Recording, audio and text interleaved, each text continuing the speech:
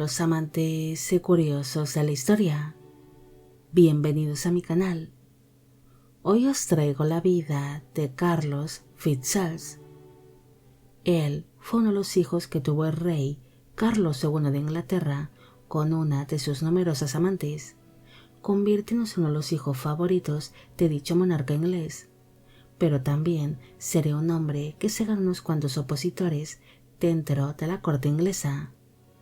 Esta biografía es realizada por petición de Irene Azuaje, Martín Tello y Harold Quintero.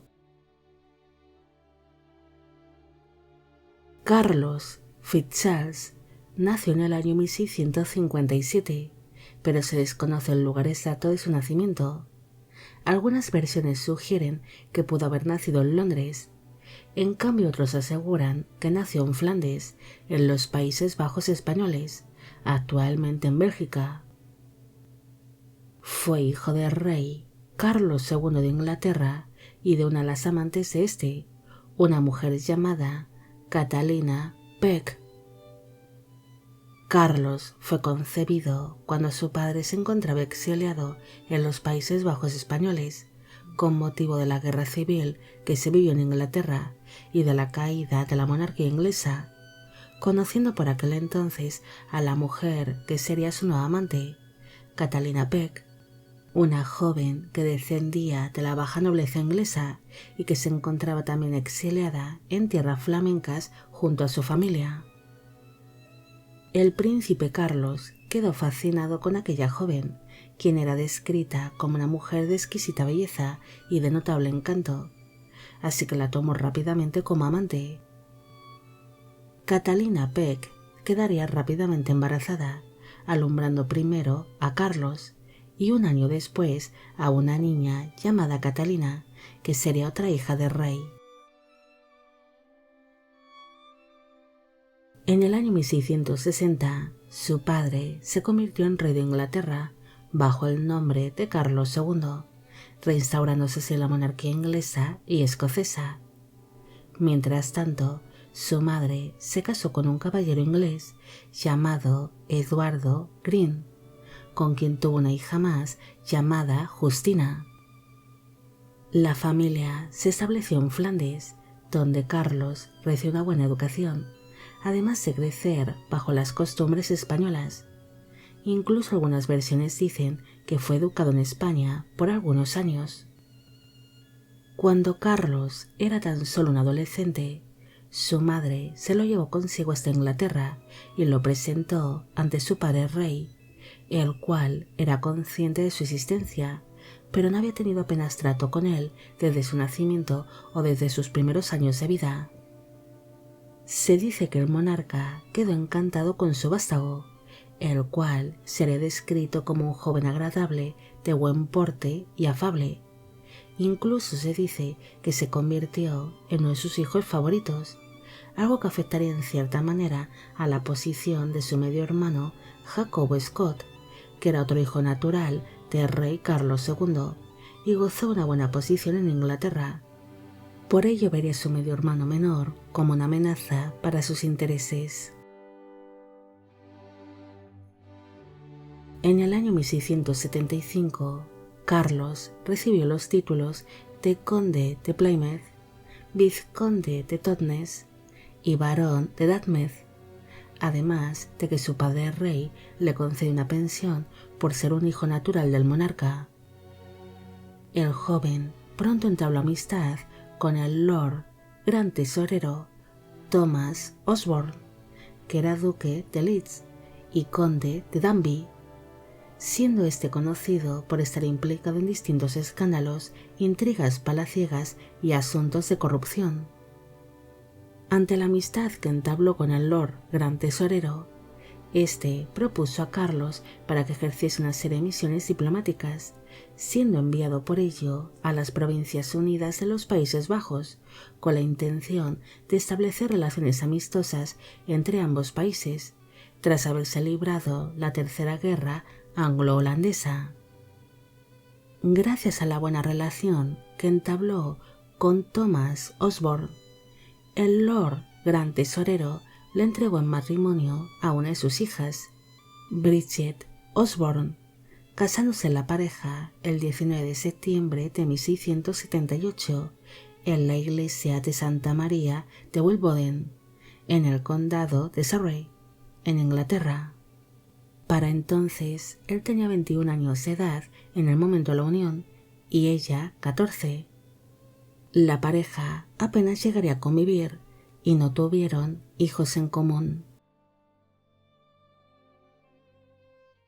Al ser uno de los hijos favoritos del monarca, el conde pronto empezaría a adoptar una actitud un tanto arrogante dentro de la corte inglesa, provocando así que otros miembros de la nobleza le empezasen a coger cierta manía.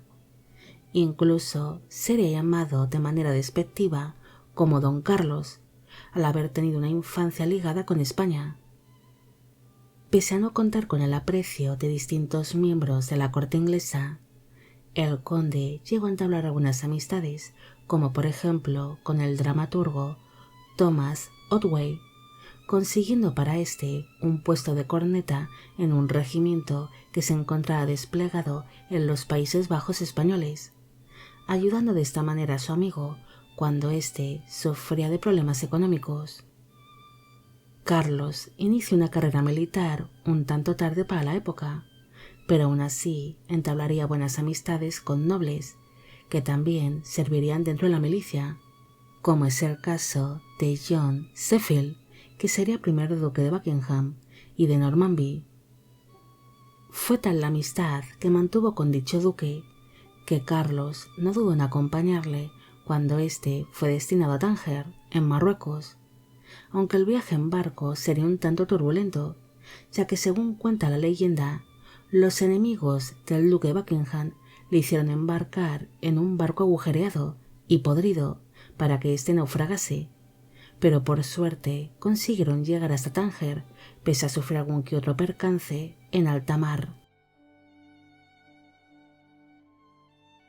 Durante su nueva misión, Carlos fue nombrado como gobernador de la fortaleza de Tánger y fue puesto al frente de un regimiento inglés que se encontraba desplegado por la zona.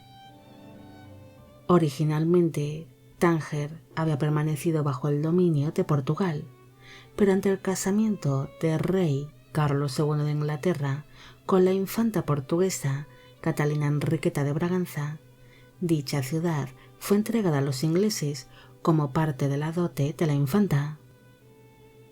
Tánger se convertiría en un lugar muy disputado y el sultán Ismail de Marruecos quería recuperar dicha ciudad ahora que se encontraba bajo el dominio inglés, iniciando así varios ataques a la fortaleza de Tánger. Durante algunos meses, el conde y sus hombres lograron repeler a los atacantes y consiguieron pequeñas victorias, pero durante uno de los enfrentamientos, las tropas inglesas se vieron sorprendidas por un gran aguacero que inundó la zona y que provocó que el conde se llegase a ver arrastrado por unos segundos por una inesperada corriente de agua, aunque logró ponerse a salvo rápidamente. Durante aquella caída, Carlos tragó sin querer agua en mal estado, provocando así que enfermase de disentería. Por esta razón, sería llevado hasta la fortaleza de Tánger, donde acabaría falleciendo el 17 de octubre de 1680, a los 23 años de edad. Casi un mes después de su fallecimiento, el cuerpo del conde sería trasladado hasta Inglaterra, pero cuando llegaron a puerto, el capitán del barco se negaba a desembarcar hasta que no fuese pagado como era debido, pasando así su cuerpo unos cuantos días más dentro del barco, hasta que finalmente el capitán recibió la cantidad de dinero que tanto exigía. El conde sería desembarcado cuando se encontraba ya en avanzado estado de descomposición, y no fue hasta el mes de enero de 1681 que recibió sepultura en la abadía de Westminster, en Londres, en Inglaterra. Carlos sería uno de los hijos favoritos que tuvo el rey Carlos II de Inglaterra con una de sus numerosas amantes, pero aquel favoritismo ocasionó que dejase de ser un joven afable para convertirse en un hombre un tanto arrogante, ganándose así el odio de distintos miembros de la corte inglesa. Es muy posible de que si él no hubiese muerto en Tánger, tarde o temprano hubiese sido víctima de las intrigas palaciegas, ya que según iban pasando los años se iba ganando más opositores, los cuales se referían a él de manera despectiva como Don Carlos. Este conde no solo tuvo enemigos, también llegaron a entablar conocidas amistades con miembros de la nobleza o con dramaturgos, aunque algunos de sus amigos serían hombres de dudosa reputación, al estar implicado en tramas palaciegas o en temas de corrupción, así que era muy posible de que en algún momento él hubiese acabado también implicado en alguno de estos asuntos, pero para su desgracia acabaría falleciendo a una edad demasiado temprana. Bueno amigos, llegamos al final de la vida de Carlos FitzCharles. Espero que os haya gustado esta historia y espero a que a todos los que me pedisteis que hiciese un vídeo sobre él también.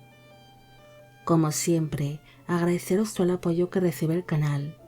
Mil gracias por ver los vídeos que voy realizando y quisiera agradeceros de corazón el que forméis parte de Biopic Channel. Hoy me gustaría saber qué os ha parecido esta historia y si conocéis a otros hijos ilegítimos de monarcas que también entablaron malas amistades. Y con esto me despido. Hasta la próxima.